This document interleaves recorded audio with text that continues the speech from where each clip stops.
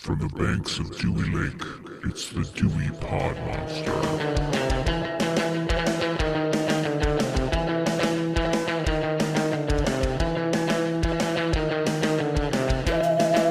All right, welcome back. My name is John, and this is the Dewey Pod Monster podcast. This is your weekly podcast about consumption.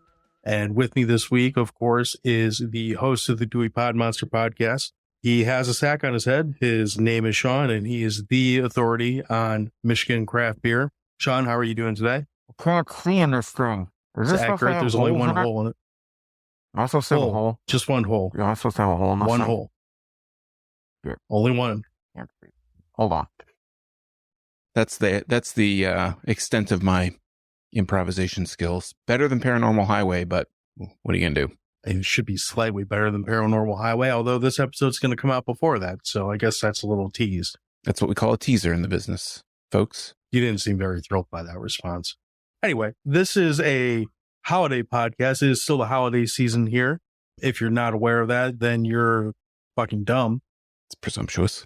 That is a personal opinion, but today is Friday the 13th, and we are talking about the movie Leprechaun. Leprechaun We're in talking space. about Friday the 13th. We'll get to that. Friday the 13th, part 2. Last Friday the 13th, we talked about part 1, so logically, we're going to move on to part 2 today. No, the normal bullshit at the beginning of the episode, just right into the topic.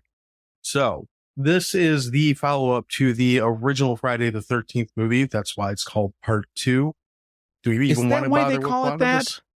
Is that why they call it part 2? Listen, the original title was part 4, but they already figured the continuity is fucked up enough in this series. Why start with that kind of shit? I'm not biting Nothing? on that. I'm not biting on that. Nothing. Okay. I have plenty of factoids, but that one I made up. Shocking. You were trying to get me. I know how you work. That's what I do. So the real short plot line of this movie, Friday the 13th Part 2, is 5 years after the event of the first film, a summer camp next to the infamous Camp Crystal Lake is preparing to open. But the legend of Jason is weighing heavy on the proceedings. Is that true? Is it really weighing that heavily? Well, it's not a summer camp that's opening. Yeah, I mean, the cop is concerned, but he's not really Sort of. concerned. He's concerned about the trespassing. I mean, there's a lot of things that are potentially wrong with that premise, but that's okay. I mean, it's written by some person, so whatever. This is the first movie where, in Friday the 13th, where we actually get Jason as the killer. Spoiler, if you didn't already know that somehow. So, basically, the part of that that's right. I mean, yes, you're getting a story that takes place 5 years after the events of the original movie. Isn't really a camp that's preparing to open. This is a camp it's like counselor boot camp, basically. So everyone that's at this camp is a counselor in training, I guess, or something along those lines. They don't really say anything about when or if the camp is actually going to open. They just kind of imply it based off the fact that they have a camp. Accurate? Yeah, I'm following you so far. I guess right off the bat with this movie, one of the things that you really see on this is a really, really over the top opening scene, which I've always thought it's kind of weird because I'm not sure if the opening scene is supposed to take away from the dream sequence that we see at the end of the first movie and just kind of make it so if you're playing back to back, it almost plays like as if you're rolling into one long story as opposed to two separate movies. Or if we're just supposed to kind of lead into the dream sequence happened, Jason got out, and then kind of finished what his mom started. Yeah, I do like that this movie starts the way that it does, and it's kind of weird at the same time. Maybe that's why I like it. It basically starts like right after, like you're saying, right after the end of that first movie. Alice has the dream about the thing, about Jason popping out of the water, and it's really the first 6.5 minutes of the movie is recycled footage. Minutes. What's that? Well, the opening scene is 12 minutes. The opening scene is 12 minutes. The opening before the credits is 12 minutes. Oh, yeah, but I don't I mean, what if you see a movie and the opening, the title pops up at the end of the movie? Is that the opening scene? No, it's before the credits at the beginning of the Anyway. I like that it follows immediately after the first movie. I guess that's what I'm getting at. Yeah. Rather than sometimes, a sequel starts and it just kind of goes and they don't really ever address they might mention what happened, but they don't directly address it. And I like that this opening directly addresses it. It's kind of weird that the Prowler comes and finds Alice and sticks a ice pick into the side of her eardrum or whatever after a head. Is that supposed to be Jason's mother's head in the refrigerator? Yeah. Okay, it would have to be, right? Because when we see it later in the movie, that's 5 years later. Right. Yeah, and that scene too, like, for those who haven't seen it, if you can find the original cut of what that scene was supposed to look like, it's a way better kill than what they get in the movie.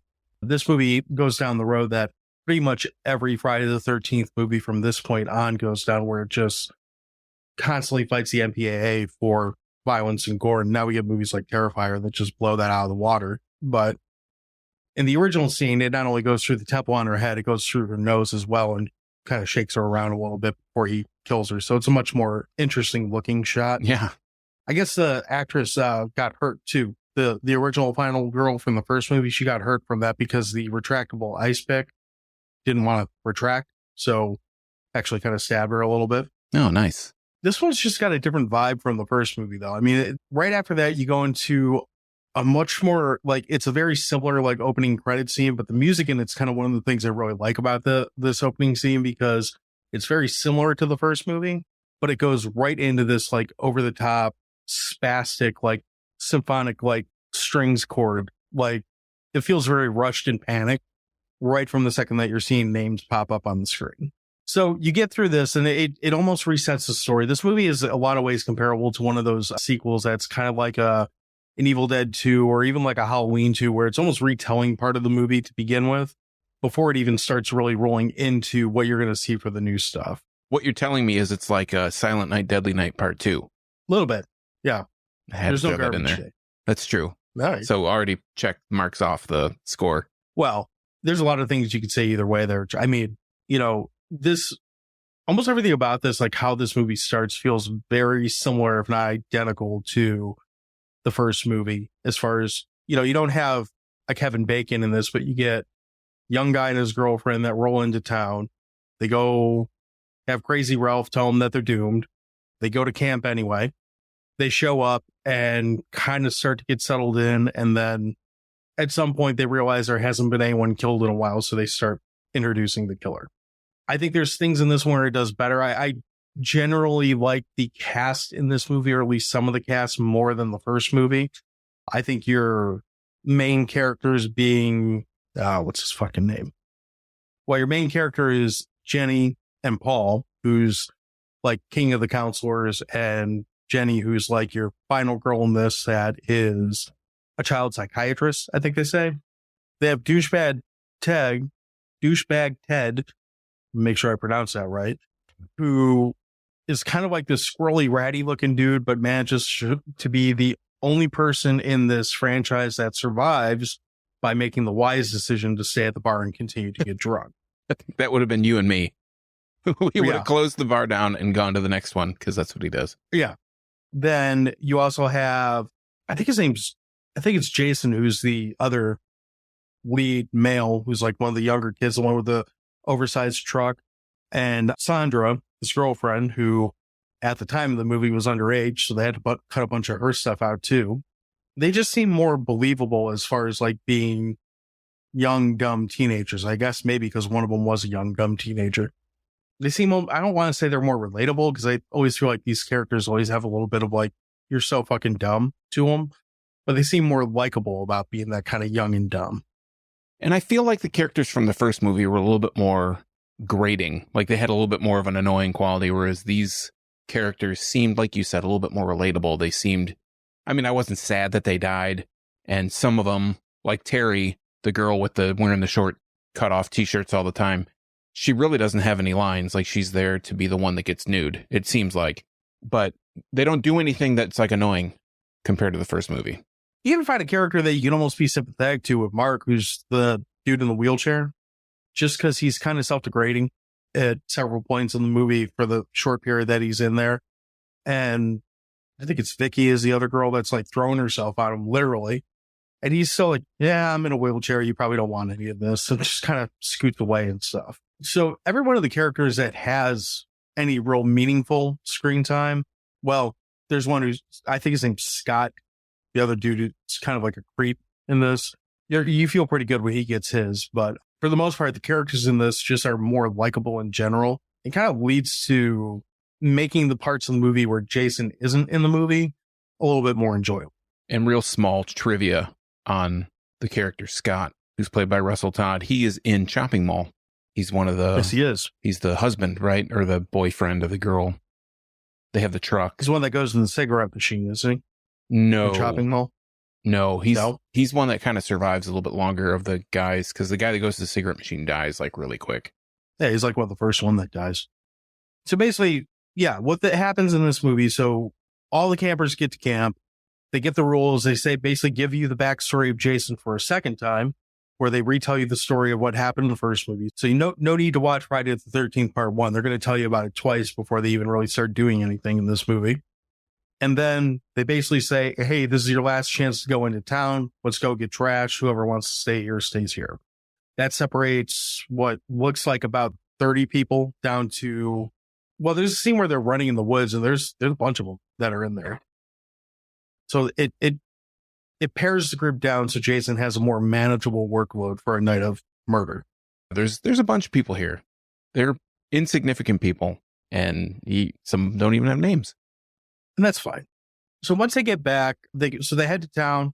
Crazy Ralph comes back, and this is probably the biggest travesty of the entire franchise is Jason kills Crazy Ralph, strings him to a tree, kind of unceremoniously. Ralph eventually dies, and then he stuffs him into the pantry where he likes to go, because I guess he felt at home. I mean, were you really hurt when Crazy Ralph gets it? He gets his? Kind of, because I like Crazy Ralph, and as silly as a cliche as he is, it would have been funny to me if they kept up with Crazy Ralph through the series, because it would have been not funny for like part 3 and 4, and then somewhere around part 5 or 6, it would have been funny again that he's still there and somehow not dead through all these. They tried to replace him with a different crazy guy who's just like a random drifter in part 3, and then the crazy hobo that knows the whole town is doomed like disappears after that. Like there's no more of that after part 3. So I always like Crazy Ralph because he's kind of that weird character that he's someone other than Jason, or in the first movie's case, Pamela, that's memorable in the movie. And there's not a lot of people who are like, I watch this movie a lot more than I should probably admit to. And with the exception of Jenny and some, like, I really have to like struggle to remember some of these characters' names. And I'm looking at, the cast list to remember it now, because I don't care who any of these people are, what their name is. They're all just numbers to add to the tally, in my opinion. Ralph was kind of, for better or worse, in his little bit, he had something there that really stuck out. There's just something about him. He gives off that snooty, oh, I'm a drunk, so I'm better than you kind of vibe that made me feel okay when he got garroted. I don't know. You don't feel relatable? You don't feel that's relatable? He's just got that, I'm better than you. I'm a drunk, but I'm better than you. Look, I've seen you riding around town with your, vest on your bike, telling people that they're doomed. The only difference is you have a different hat than he does. And less hair. So there's no need to really recap the story at this point. That's pretty much the story. Once they all head to town, it's just Friday the 13th, the franchise takes over, and it's just downhill from there. It's a series of Three Stoogian type murders that go for about another 40 minutes or so of runtime throughout the movie. The best guy to get dead in this entire movie, one of the better kills in this whole franchise, is Mark, the wheelchair guy. If you watch the scene, it's kind of funny because the first thing you have to ask is, where the fuck did Jason come from? Because he comes out of the cabin and you see him, he's sitting on he's on a patio or a porch or something like that. And you're looking behind him and there's no Jason Voorhees. They actually pan out and show you all around him where there's, one side of him is the house, so he can't be there. You can see behind him. You can see in front of him. You can see to his other side. No Jason. And then he somehow manages to 360 his wheelchair around, and he gets the dull end of a machete to the face that essentially cuts his face in half, but leaves the machete embedded in him, and proceeds to roll backwards down the biggest Tibetan monk monastery flight of stairs that is never seen again in this entire movie, in this entire franchise. This is the only time you see this 15 flights of stairs that this guy wheels down to have it essentially star wipe away into this weird cut into the next kill scene. This is, I'm glad you mentioned this. This is, of the entire series, this is my favorite kill of the whole Friday the 13th franchise. It's a good one. He gets that machete to the head, and I remember watching this on Channel 50 when they used to show it, on Saturdays or whenever they'd show horror movies or whatever kind of movies. And obviously it's cut for TV, and I'd probably seen it so many times on TV. He gets that machete, it's basically cleaving his face diagonally. And when I watched it this time, I had to kind of remember, I'd seen it unedited, but I had to remember that this scene actually ends exactly the same way as it did when they edited it. And he's rolling down this, like you said, super steep hill full of all these like stairs or something. He's just bouncing down this hill, and he's bouncing so fast down this hill. The guy is like laying in the chair with his feet down, or else he would have like just his head is sticking over the back of the wheelchair, because whoever the stunt person was would have flipped backwards. Well, that's the other thing that's funny about this is, one, you're right, he would have flipped backwards, but this is 1981. This came out in 1981. So this was filmed between when the first one came out and obviously this one, in like a 10-month period. There's probably an actual person sitting in that wheelchair wheeling down those stairs. Like, it doesn't look like there's a dummy in there, because a dummy would have just fallen out. Yeah, would have like, flopped out. It looks like someone's whether they're strapped in or holding on or what, there's a person in that chair going with a fake machete in their face in the middle of this. It's probably a fake rainstorm, rolling down this Tibetan monastery in the middle of, quote, New Jersey. So this thing's going like 30 miles an hour down this hill. He is bouncing down the whole thing, perilously teetering on the edge, the precipice of falling and cracking this person's head open.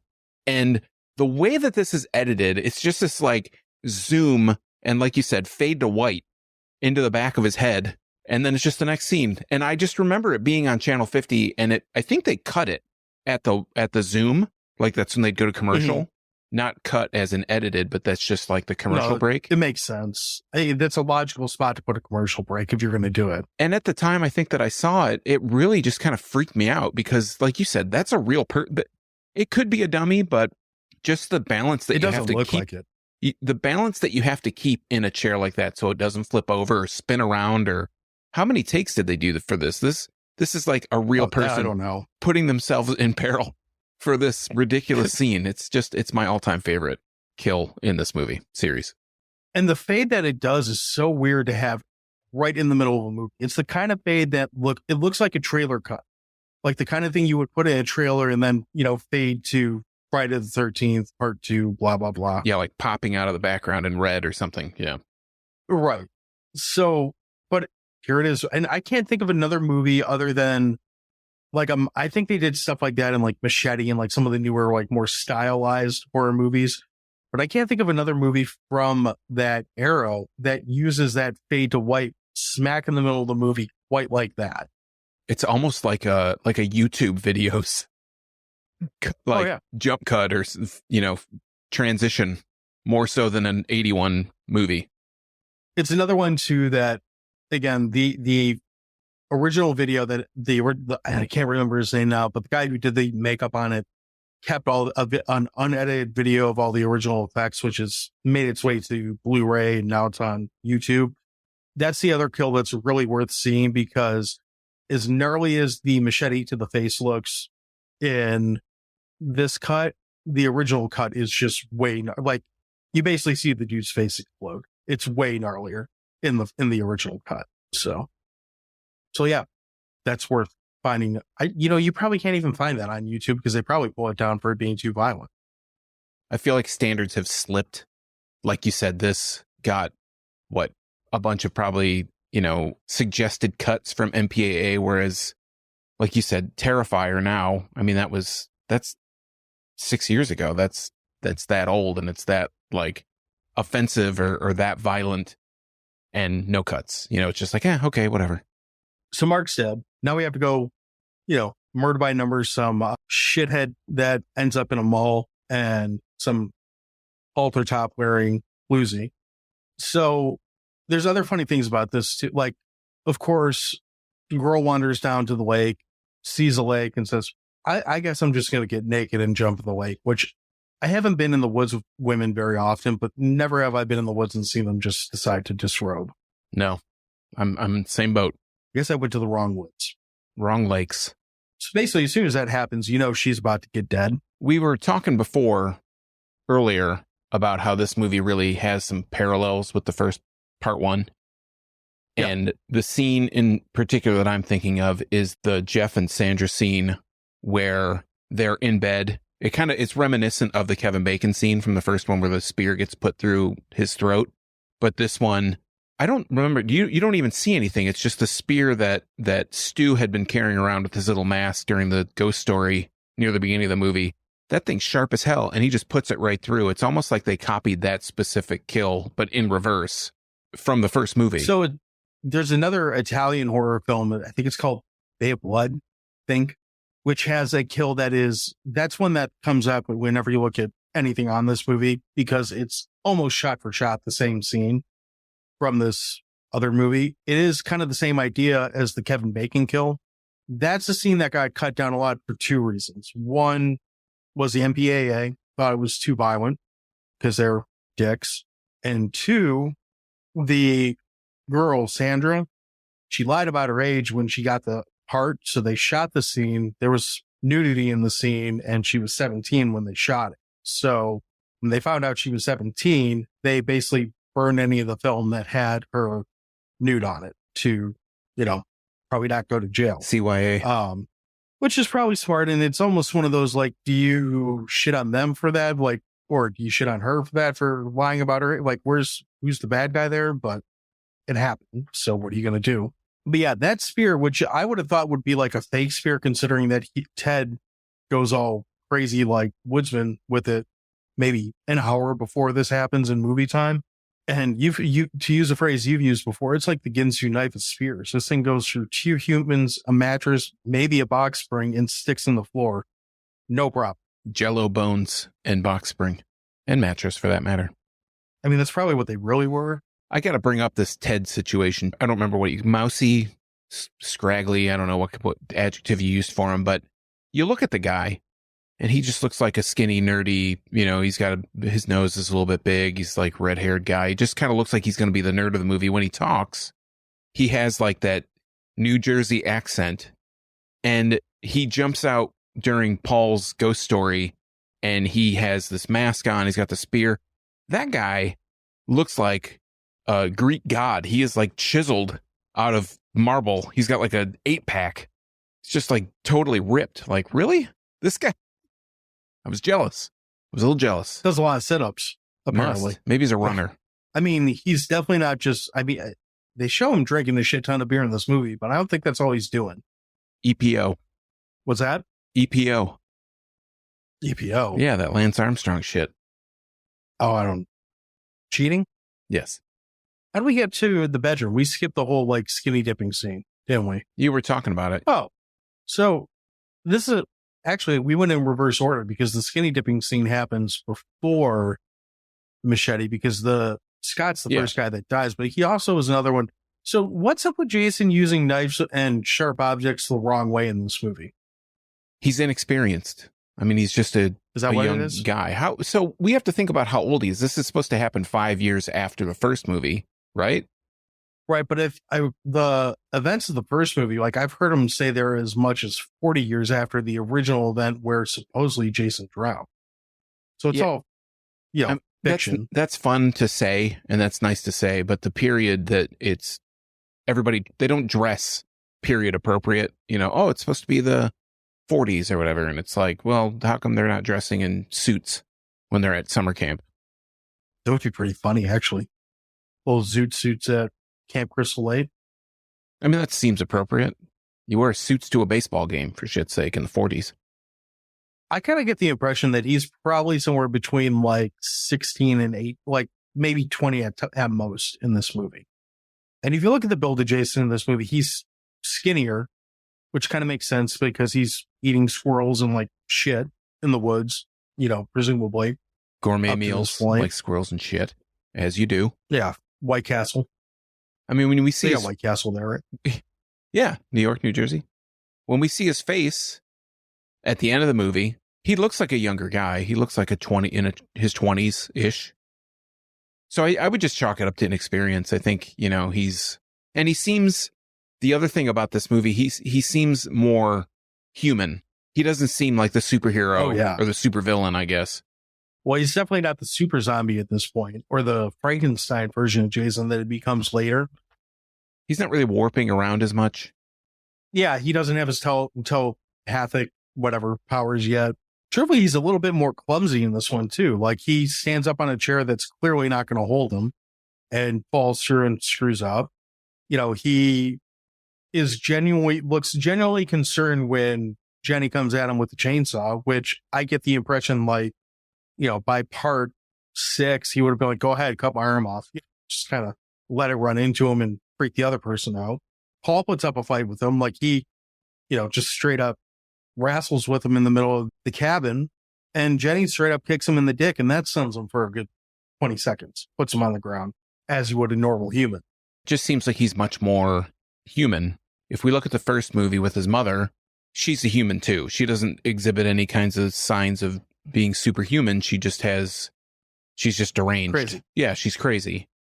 And in this movie, I feel like Jason's kind of the same way. He's not quite, they haven't written him as being this just superhuman character. He eventually wins in the end, but he makes the mistakes along the way. Like you said, he gets pounded in the nuts. He misses like a tackle as Ginny's running up the hill. He falls through the chair. He gets, Paul's kind of, like you said, roughhousing with him, and he just seems very clumsy. So I don't know if they thought that they would have quite as many movies when they were filming one. They're like, we're going to move this on to part 2, and maybe 3, 4, 5, whatever. But I don't think they thought that this would be a 12 film franchise or whatever, and have him become this unstoppable machine. Space transformer thing. Yeah. Well, and that's what's kind of interesting about this movie. If you look at this movie of all the 12 movies, and obviously they go kind of wacky, but especially in the first 4 movies, which are, in my opinion, where you get the most solid movies out of the series. This movie feels more like a generic 1980s slasher than it does a Friday the 13th movie in a lot of ways. It doesn't have the weird, like, the mother is the killer whodunit aspect of the first movie. So there's no mystery about this movie. Like, right from the second that this movie starts that Jason is the killer. We're here to see Jason killed. So there's no mystery there. And you don't have the, is he supernatural? Is he superhuman? Does he have some kind of power type thing? That kind of starts from the third. I mean, he doesn't even have his outfit or his mask. He's not the icon that Jason Voorhees becomes, is not what he is in this movie. And obviously it's 2023 at this point. Like, I want credit for getting that date right. It's 2023 at this point. Like, you can find Sackhead Jason and every other version of Jason, even Roy Jason, on every single piece of merchandise that you can imagine. Like, it's out there now. But when you look at this movie, if you just strip away what this movie is at its core, it's really just a generic 1980s slasher. He's not really Jason at this point. I mean, he's a sack-headed, overall and long sleeve t-shirt wearing hillbilly, essentially, like a faceless hillbilly that's there to cause some problems at this camp that's trying to train their counselors. It basically is Friday the 13th in name only, but it's like they plant the seed of what the series becomes and what Jason as the character becomes in this movie. So maybe you haven't watched Friday the 13th part 2 and you're like listening to us and we're waxing philosophical about Jason, you're like, what the hell is it? You go and you rent it or you watch it online or something and you're like, what the hell is this? It's like, this is the origin. This is the root. So as an origin story, I mean, you could almost at that point write off the first movie entirely, because this movie, like we've been talking about, it apes that whole thing the entire time. You could just not watch the first one. If you were just getting into the series, you could just start from part 2. It also forces you through the first one several times too. So you get everything out of that you need to get from the first one in the first few minutes of this movie. It's got some other memorable stuff though. Like I always really like the cop foot chase through the woods just because it's such a stupid chase. Like this cop is barely like, I don't even like to call him jogging because he doesn't look like he's jogging. He's like briskly walking while stopping every 10 steps or so to go and then proceed his, foot chase only to find this like, it's like a shipping container made out of porta potty walls in which he wanders in. We get to see where Jason takes a shit, which apparently is notable. So, he has a digestive tract in this movie. And then he just gets this, like, again, relatively unceremonious death. And at no point does anyone think, oh, well, the cop never came back. Maybe we should go see what's going on there or anything like. And I guess maybe it wasn't a long enough period because this all happens over the course of one night. But the chase itself, for the music that plays during it and the actual like speed of the pursuit, pretty comical. We don't even have the iconic music yet in this movie, do we? No, we do. Do It's in we? there. Yeah, it's in the first one. Yeah, I know it was in the first one. I just don't remember hearing it in this. It's the first three movies are all Harry Mancini that did the score. It's got the, coo coo coo, ka-choo choo choo, do the whole thing. Pulled out the big guns with the Mancini man. Yeah. Well, it's like what half the budget probably went to on all these. Other notable parts in this movie, when Scott, the creep, gets put into the fly trap and gets like flung around the camp. I always found that pretty funny because he's being a prick and he gets treated like a prick. Yeah. Then he gets murdered, which is kind of, but it's never really said clearly if there's a scene where Jason is trying to like freak out Jenny and some ominous piss comes out from under the bed. And I'm not sure if it's supposed to be her piss or rat piss, but apparently Jason can sense piss in this movie. Yeah, I was wondering about that. When I watched it, I didn't remember seeing the urine, like the stream of urine under the bed, but it's too much to be a rat. It has to be her. So I was going to try and see if Whoever I could see. it is dehydrated. Yeah, it's very yellow. I was wondering if I could see that Ginny had like a wet spot on her pants or something. It's really just this weird aside. It just kind of happens. They don't dwell on it. It just happens for like a second in the movie, maybe 2 seconds. You see the little puddle of urine form, and then it's never mentioned. Like there's no reference to it. It's really weird. Yeah, and that's also where Jason tries to use trickery and, like we said, stands on the chair, and Jenny is stupid enough to think, oh, he just left. I mean, I would think the same thing, the way that it's presented in the movie. Sure. We'll go. Why not? I wouldn't think that. Harry Manfredini. Not That's close enough. That's not the same guy. Not the same guy. No, it's not. Yeah, it's close enough. Another note I had is nothing says I'm going to go get laid quite like Poo Poo Brown Panties.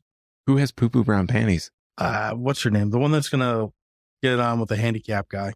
Vicky, I think is her name. Oh, I didn't even notice. Yeah, when he's busy getting a machete to the face, she goes and changes and she sprays perfume on her cooch, which doesn't seem like a good idea, and puts on these like ratty brown, like UPS brown panties, and then proceeds to go outside and get like thrown through a car window or something, as you do. The other thing that's kind of notable in this is where, I don't know if it's notable in a good way or not, but this is where they keep trying to tie back Jason to the origin with his mother. It comes up several times throughout this franchise. And honestly, I kind of like when they take that motive away. Somewhere in the tail end of this movie, as this is kind of reaching the third act and the climax of the movie, Jenny's running away. She finds his dilapidated porta potty like sanctuary.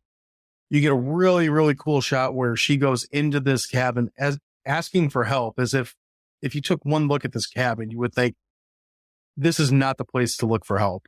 It screams bum shack. At best. But what's great about it is she goes in and she's dumb and saying, help me, help me. But there is one window in this dilapidated shack, and you can see Jason running in the background towards the window.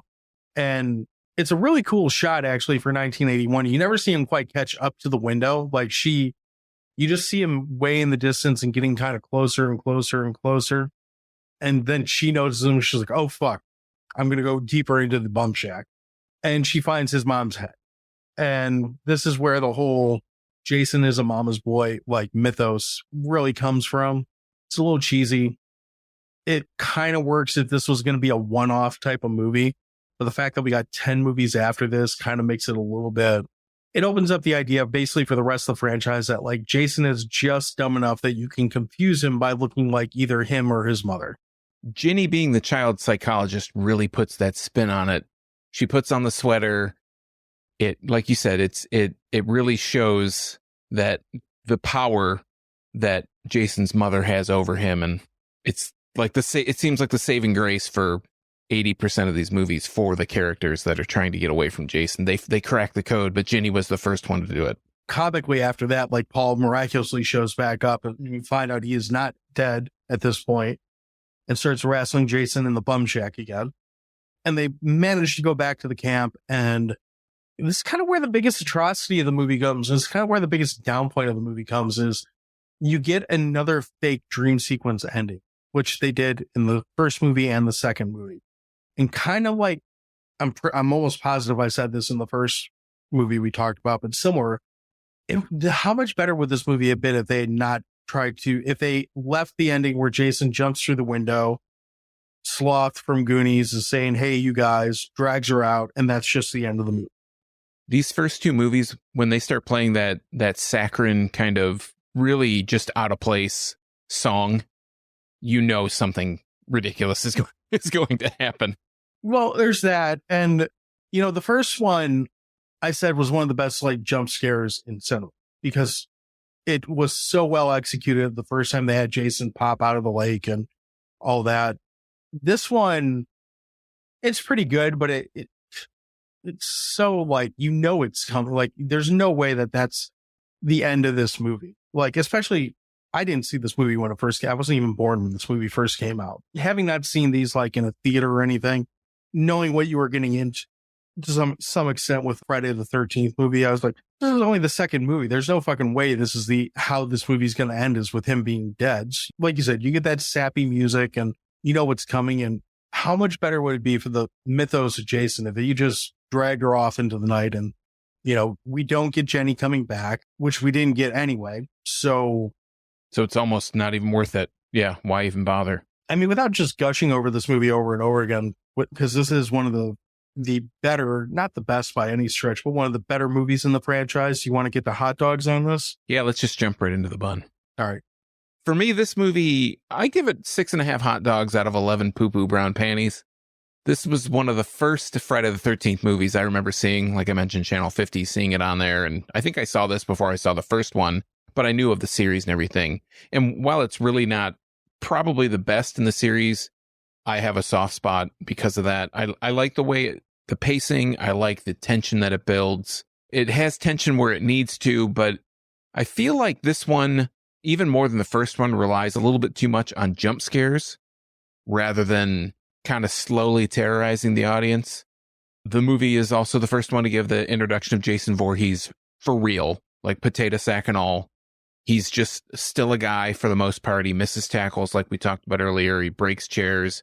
He gets kicked in the nuts. Just proves he's just like us. And I think Ginny is as the protagonist against him, the final girl. She's not the best, but we said she kind of cracks the code on his mother having this ultimate power over him. I think that for this movie and for this one in particular, she's a good first adversary for him. So I think 6.5 is pretty fair. But like I said, seeing it on Channel 50 all those times as a Ute just holds a soft spot for me. I'm going to give this a solid 7 hot dogs out of 10 hot dog cutaway scenes. This movie for me, I mean, so many firsts in this movie. It's the first real Jason movie. It's the first one that builds on that character mythos. Well, that really builds on it. It's a grimy, it's just got a different feel from really all the other movies after it. It's almost got a more serious tone than really every other Friday the 13th movie we get almost up until the reboot, really. Again, it's got likable characters. It's got really good, even the effects that are toned down for the theatrical and the DVD cut, they still look pretty good. It's not like you're missing out, even though they're all really shortcut scenes. It's got moments of comedy in it that are pretty good, and it hasn't hit the point where the series jumps the shark. It still feels like just a really solid slasher flick, even if my criticism of it earlier, where you could almost lump this in with any generic slasher flick from 1980s and 1988. It would be just one of the group. Although I feel that's absolutely accurate, that's not necessarily a negative to this movie either. Anything you want to add to this at this point? No, you did a hell of a job. That's what I do. Like to toot my own horn in my free time. Anyway, so I don't know when the next Friday the 13th is, but we will continue this trudging of ditches of, anyway, we'll be back next week with a normal, regularly scheduled episode of this nonsense. In the meantime, follow us everywhere you can. We're at Dewey Pod Monster. Our normal release schedule is every Tuesday morning at 7 a.m. Eastern Time. This is a special one-off holiday episode for our Lord and Savior, Jason Voorhees, or something. Sean probably doesn't worship at the altar of Jason Voorhees. Neither do I, but Sean definitely doesn't. Anyway, where can you find your stuff, Sean? I worship at the dick of Papa John's Pizza. You can find me at youtube.drafttherapy.com, where I do stuff about beer, talk about it, drink it. It's an excuse to hide my drinking problem. If you're hearing this in January, I'm doing my cellar dive. Add some reverb on there, an echo perhaps, where I dive into my cellar and drink old beer just for the shits and giggles. Other than that, you can find me on all the social media networks at Draft Therapy. I like that we have 2 nods to the Paranormal Highway episode that hasn't come out yet in this episode. I don't know what you're talking about. I don't know what I'm talking about either. I just really like Papa John's Pizza. Clearly. The garlic butter. Mwah! Chef's kiss. Hey, you know what? If I had to drink a cup of garlic butter, I would probably do that ahead of eating a whole Papa John's pizza. Anyway, that's all we got. We will talk to you soon. Have a good night. Cheers.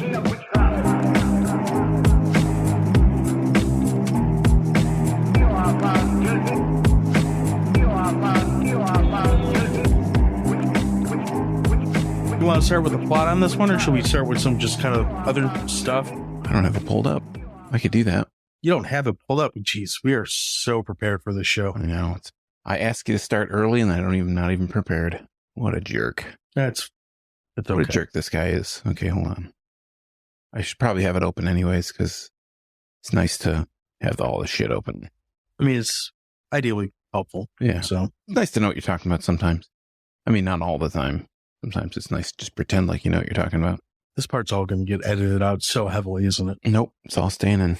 Need the runtime. That can go out. I'm amplifying that part. Good.